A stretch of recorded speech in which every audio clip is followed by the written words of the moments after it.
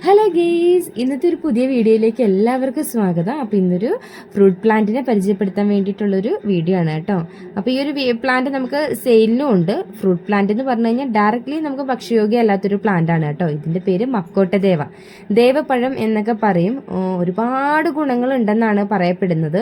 അപ്പം ഇത് ഡയബറ്റിക്സ് പൂർണ്ണമായിട്ട് കുറയ്ക്കും എന്ന് പറയുന്നവർ വരെയുണ്ട്. അല്ലെങ്കിൽ യൂറിക് ആസിഡ് കംപ്ലീറ്റ്ലി മാറ്റാൻ പറ്റും. ഒരുപാട് ഗുണങ്ങൾ ഉണ്ട് എന്നാണ് ഈ ഒരു പഴത്തിന് പറയുന്നത്. നോക്കി, ഈ ഒരു ചെടി 3-3.5 അടിയോളം ആകുമ്പോൾ തന്നെ നിറച്ച് കായ്ക്കാൻ തുടങ്ങുന്ന ഒരു പ്ലാന്റ് ആണ്. ഇതിന്റെ തടികളിലാണ് കേട്ടോ കായകൾ ഉണ്ടാകുന്നത്. നോക്കി, ഇതിന്റെ ചെറിയ ചെറിയ ശിഖരങ്ങളിൽ നിറച്ച് പൂക്കൾ ഉണ്ടാവും, ശേഷം കായ ഉണ്ടാവും. ആദ്യം ഈ ഒരു കായയുടെ കളർ എന്ന് പറഞ്ഞാൽ നല്ല പച്ച കളറാണ്. നോക്കി, ഈ ഒരു പച്ച കളറിലാണ് ഈ ഒരു പഴം വരുന്നത്.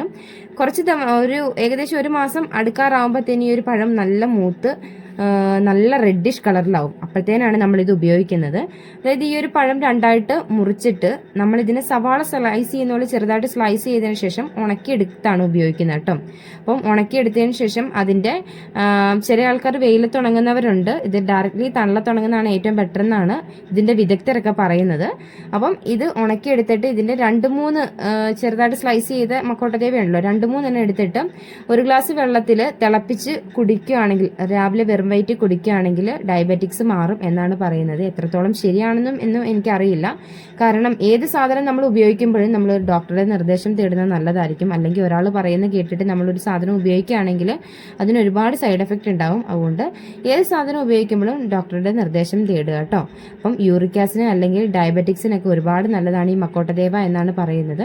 ആദ്യകാലം തൊട്ടേ നമ്മുടെ കയ്യിലുള്ളൊരു ഫ്രൂട്ടാണ്. ഒരുപാട് വരുമാനം തന്നിട്ടുള്ള ഒരു ചെടിയാണ് കേട്ടോ ഈ ഒരു മക്കോട്ടദേവ എന്ന് പറഞ്ഞു കഴിഞ്ഞാൽ. കാരണം നമ്മളിതിന് ഡ്രൈ ഫ്രൂട്ട് നമ്മുടെ കയ്യിൽ ഉണ്ടെന്ന് പറഞ്ഞാലും ഞാനത് അധികം സെയിൽ ചെയ്തിട്ടില്ല. ഡ്രൈ ഫ്രൂട്ട് ആർക്കെങ്കിലും ആവശ്യമുണ്ടെങ്കിൽ ചോദിച്ചാൽ മതി, നമ്മുടെ കയ്യിൽ അവൈലബിൾ ആണ്.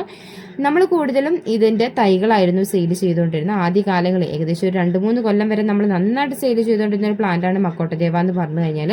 തൈകളുടെ വില 100 മുതൽ 150 രൂപ വരെയായിരുന്നു നമ്മൾ സെയിൽ ചെയ്തുകൊണ്ടിരുന്നത്. ഞാൻ ഏകദേശം ഒരു 5 വർഷങ്ങൾക്ക് മുമ്പ് ഈ ഒരു തൈ വാങ്ങിച്ചു വെച്ചപ്പോൾ 350 രൂപയായിരുന്നു റേറ്റ് വന്നിരുന്നത്.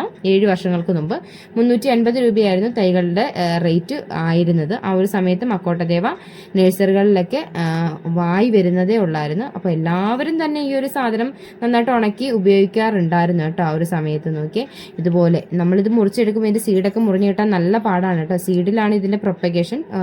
ഇതിന്റെ വിത്ത് മുളപ്പിച്ചാണ് നമ്മൾ പുതിയ ചെടികൾ ഉണ്ടാക്കിയെടുക്കുന്നത്. അതുപോലെ തന്നെ സ്ലൈസ് ചെയ്തതിന്റെ പിക്ചറും ഞാനിപ്പോൾ ഇൻക്ലൂഡ് ചെയ്തിട്ടുണ്ടായിരുന്നു, എല്ലാവരും കണ്ടല്ലോ.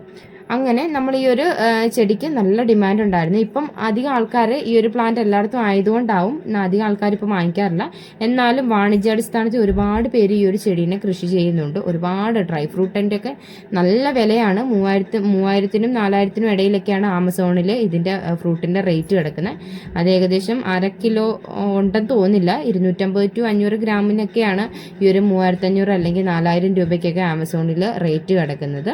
അപ്പം ഈ ഒരു പ്ലാന്റ് ആർക്കെങ്കിലും ആവശ്യമുണ്ടെങ്കിൽ നമ്മുടെ വാട്സപ്പ് നമ്പറിൽ ഒന്ന് കോൺടാക്ട് ചെയ്താൽ മതി. നമുക്ക് തൈകൾ ആവശ്യം പോലെ അവൈലബിൾ ആണ്.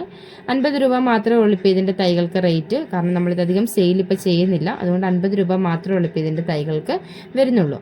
അപ്പം മക്കോട്ടദേവനെ പറ്റിയിട്ട് കൂടുതൽ ആർക്കെങ്കിലും ഒക്കെ അറിയാമെങ്കിൽ കമൻറ്റ് ബോക്സിൽ അഭിപ്രായങ്ങൾ രേഖപ്പെടുത്തണേ. അപ്പം അടുത്തൊരു വീഡിയോയിൽ കാണും വരെ എല്ലാവർക്കും tata bye bye. Okay, see U.